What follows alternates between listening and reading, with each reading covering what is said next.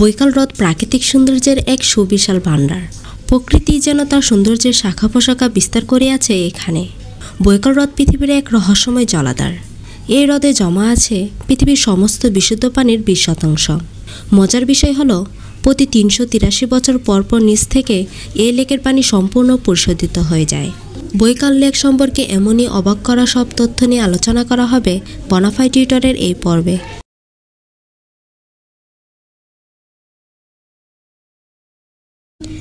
বৈকাল হ্রদ রাশিয়ার সাইবেরিয়ার দক্ষিণ ভাগে অবস্থিত।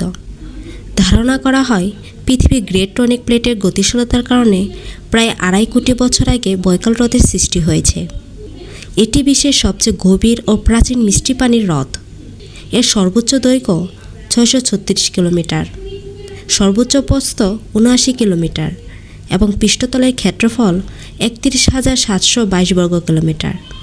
সর্বোচ্চ গভীরতা 1.642 কিলোমিটার, যার ভেতরে পরপর 2টি পৃথিবীর সবচেয়ে উঁচু ভবন বুর্জ খলিফাও অনায়াসে ডুবে যাবে। পৃথিবীর মোট মিষ্টি পানির 20% ধারণ করে এই হ্রদ, যা পৃথিবীর অন্য কোনো লেকে নেই। এর পানি অত্যন্ত পরিষ্কার এবং স্বচ্ছ। প্রায় 300টিরও অধিক নদীর পানি বৈকাল হ্রদে পতিত হয় এবং কেবলমাত্র নিম্ন আঙ্গারা নদীর মাধ্যমে হ্রদের পানি বাহিরে নিষ্কাশিত হয়।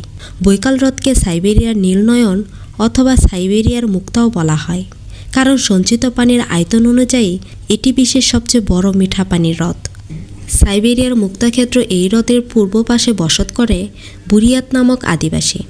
তাদের জীবন জীবিকা প্রত্যক্ষ বা পরোক্ষভাবে বৈকালের ওপর নির্ভরশীল। এদের মধ্যে অনেকেই বৈকাল হ্রদে মাছ শিকার করে জীবিকা নির্বাহ করে। এই বিশাল হ্রদ থেকে বছরের প্রায় 25 মিলিয়ন টন মাছ সংগ্রহ করা হয়। বুরিয়াত ছাড়াও বৈকালের আশেপাশে আরও বেশ কয়েক ধরনের আদিবাসী বাস করে। স্থানীয় আদিবাসীদের কাছে বৈকাল হ্রদের পৌরাণিক মর্যাদা রয়েছে। তাদের কাছে জলাধারটি অত্যন্ত পবিত্র। তারা বিশ্বাস করেন স্বয়ং যীশুখ্রিস্ট প্রাচীন বৈকাল হ্রদ অঞ্চলে ভ্রমণ করতে এসেছিলেন। তবে ইতিহাসের পাতায় ঘেঁটে জানা যায়, খ্রিস্টপূর্ব 6ষ্ঠ শতকে মানুষ সর্বপ্রথম বৈকাল হ্রদ আবিষ্কার করে। ইউরোপীয়দের মাঝে 1643 সালে প্রথম এই অঞ্চলে পা রেখেছিলেন রুশ নাগরিক কুরবাত ইউনুপ। বৈকাল হ্রদের নামকরণ নিয়ে খানিকটা দুআশা রয়েছে। সম্ভবত তুর্কি শব্দ বাই থেকে বৈকাল হ্রদের নামের উৎপত্তি। এর অর্থ সৌমিত্র হ্রদ। বৈকাল হ্রদ শীতপ্রধান এলাকায় অবস্থিত। শীতকালে লেকের তাপমাত্রা থাকে -20 ডিগ্রি সেলসিয়াস এবং গরমকালে এর তাপমাত্রা 14 ডিগ্রি সেলসিয়াসের উপরে যায় না। ঋতু পরিবর্তনের সাথে সাথে বৈকাল হ্রদের নাটকীয় পরিবর্তন লক্ষ্য করা যায়। প্রতি বছর ডিসেম্বর মাসে সম্পূর্ণ লেকটি জমে বরফ হয়ে যায় এবং এপ্রিল থেকে জুন মাসের মধ্যে সকল বরফ গলে যায়।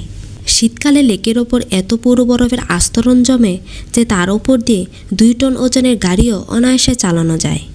অবাক করা বিষয় হলো, প্রায় 3 ফুট পুরো এই বরফের আস্তরণ এতটাই স্বচ্ছ যে তার ভেতর দিয়ে লেকের তলা পর্যন্ত দেখা যায়। এই বরফের ওপর দাঁড়ালে মনে হবে আপনি হয়তো কোনো বিশাল কাচের ওপর দাঁড়িয়ে আছেন। বৈকাল হ্রদের পানি গ্রীষ্মকালে অত্যন্ত পরিষ্কার ও স্বচ্ছ অবস্থায় থাকে। যে কোনো রুদ্র উজ্জ্বল দিনে লেকের ওপর থেকে প্রায় 120 ফুট গভীর পর্যন্ত দেখা যায়। প্রথম দর্শনের বৈকাল হ্রদকে দেখতে সাগরের মতো দেখায়। বিশালতার কারণে প্রাচীন চীনা পাণ্ডুলিপিতে এই হ্রদকে উত্তর সাগর নামে উল্লেখ করা হয়েছে।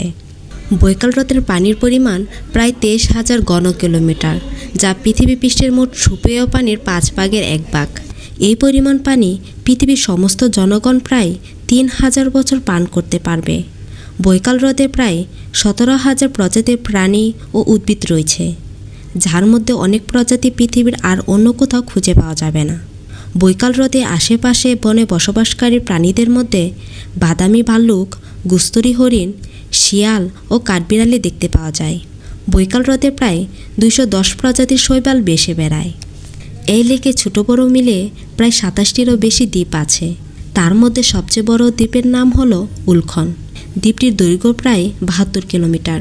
1996 সালে ইউনেস্কো বৈকাল হ্রদকে বিশ্ব ঐতিহ্যবাহী স্থান হিসেবে ঘোষণা করেছে।